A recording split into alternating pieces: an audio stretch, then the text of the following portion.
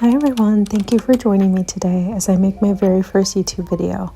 I'll also be discussing how I overcame imposter syndrome. I'm very nervous, but excited to jump into making content for you all and just, sharing a bit of personal stuff about me as well. So just for some background context, so when I was younger, pretty sure like a lot of people have had this as well, but they just had a certain talent in something and they were really praised for being good at like that specific thing. I think my thing was writing, and so everyone just kind of expected me to be good at it. For that reason, I think being praised at a young age, you kind of just expect yourself to be good at everything. And I feel like that also kind of led me to thinking that if I wasn't good at something, I would just immediately quit it because I just thought it wasn't for me.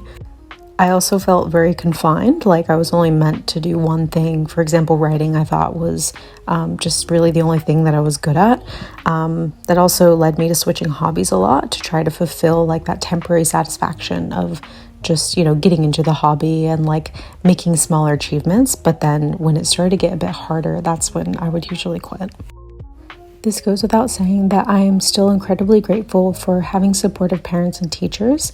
I believe a lot of the self-doubt came from within, and it was something that I needed to improve on. Later on in life, I realized that having imposter syndrome affected my mental health. Hobbies weren't as satisfying as they used to be, and whenever I did end up achieving long-term goals, I didn't feel as fulfilled due to the little voice in the back of my head just criticizing the little things that I could have done. To put it short, I was always my worst critic. I also became too scared to put myself out there due to not feeling ready enough. I never felt like I had the necessary tools to start a new hobby or to do new things as well. For example, one of these things is creating baking content and starting YouTube and also expanding my TikTok as well. But thankfully, I'm now overcoming that fear and I'm starting to post more content as well. I overcame imposter syndrome by starting small, so I started one hobby at a time, and I also made short-term goals for it. For example, with baking and cooking, I just started by learning new recipes and I didn't really focus on posting things in the beginning. I just wanted to dive into it and see if this was something that I enjoyed doing. And if I ever had bad days, for example, if something didn't go wrong for one of the recipes that I was trying out, I just acknowledged the fact that not everything turns out right all the time, and I just moved on from it.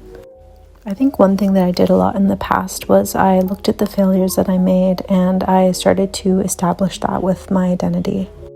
And then because of that, it made me too scared to try anything else because then, you just risk having the failures and then it just becomes a vicious cycle, which thankfully I've overcome that.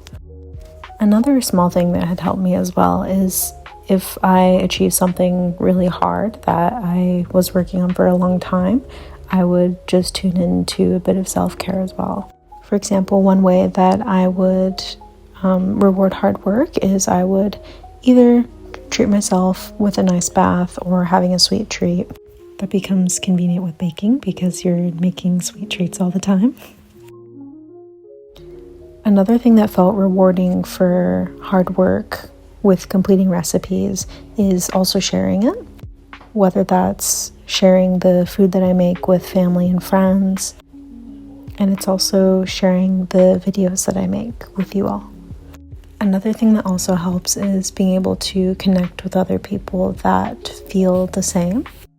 Being able to listen to other people's stories and how they overcame imposter syndrome may also help you get a sense of clarity and direction on what paths may work best for you to help you overcome that. I do also want to note as well that therapy can help tremendously with imposter syndrome. For the record as well, I am not a licensed professional, so take anything that I say with a grain of salt. I'm just sharing my story and how I have overcome imposter syndrome and what has helped me the most. Thank you so much again for all of the support as well. I always enjoy making content for you all. I will see you guys in the next video as well. Give me any suggestions. Subscribe if you like this as well. and thanks for stopping by.